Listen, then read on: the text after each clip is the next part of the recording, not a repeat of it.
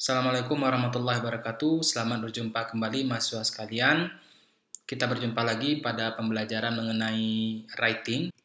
Ini contoh bagaimana kita bisa memilih kata dari perubahan di grafik. Ya. Apakah dia naik, turun, kalau dia steady kita pilih kata apa. Misalnya kita lihat di sini pada bagian pertama A ke B. Ya, dari A ke B itu adalah fell and then quickly recovered atau dip. Ya. Ini turun kemudian naik lagi. Ini namanya fell then quickly recovered. Kemudian B ke C. Ya. B ke C ini apa? Ya. Fell atau drop atau shrank drastically atau dramatically. Jadi mintakan penurunan yang tajam, dramatis atau signifikan. Kita lihat di sini B to D, B to D. Ya, jadi mengabaikan bentuk yang C. Apa ini? Ya, drop and then level off. Level off itu turun sedikit. Jadi dia turun, drop, then level off. Kemudian D ke F. D ke F, ya kita abaikan yang E. Di sini kita ambil keumumannya. Secara umum dia naik secara signifikan. Kita katakan rose atau increase dramatically atau rocketed. Kemudian F sendiri ya. Ini apa? Kalau Anda lihat di sini bagian yang paling tinggi ya. Peak-nya ya, peak ya, hit a peak atau peak at, reach a high of, F to H. Sini ya. Nah, turun naik ya. Turun, naik lagi, turun lagi, naik, turun lagi. Berarti ini berfluktuasi ya. Berarti Anda bisa katakan fluctuated ya, fluctuated. Kemudian G ini adalah bagian yang paling rendah dari setiap nilainya. Hit a law of apa? Misalnya law of consumption, law of income dan sebagainya. Kemudian kita lihat pada garis yang kedua. I ke J. Apa yang terjadi I ke J? Ada di sini ada kenaikan tapi dia sedikit saja kenaikannya, ya tidak signifikan.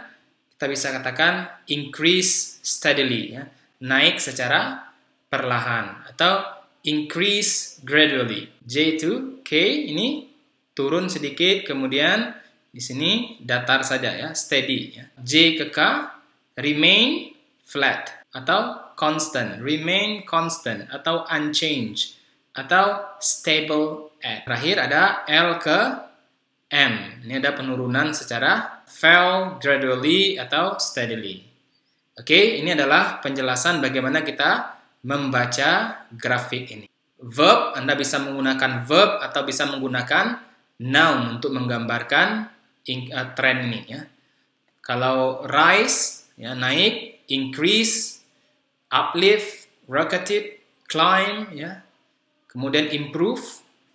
Kalau turun, decrease, ya. Fall, decline, ya. Plunge, drop, reduce, ya. Collapse, steady, ya. Untuk steadiness, unchanged, level out, remain constant, ya. Remain steady. Kemudian Anda juga bisa menggunakan bentuk noun-nya, ya.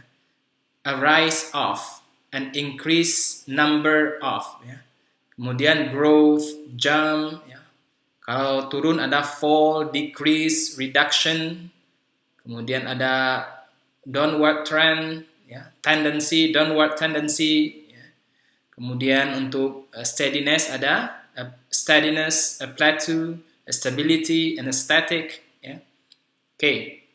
Kemudian untuk bentuk verb dan noun ini kita bisa modifikasi. So you can modify a verb, a noun using adverb and adjective. Ada adverb untuk menyatakan perubahan yang sangat cepat. Ya. Ada dramatically, rapidly, sharply, ya.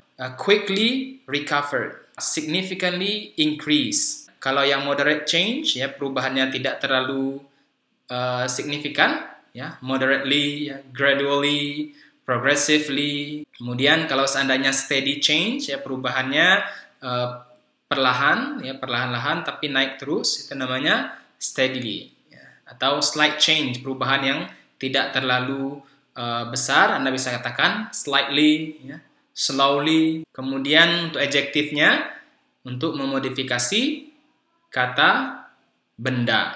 Misalnya, a dramatic change. There was a dramatic change. There was a considerable drop. Ya, seperti itu. Moderate, gradual, progressive, sequential.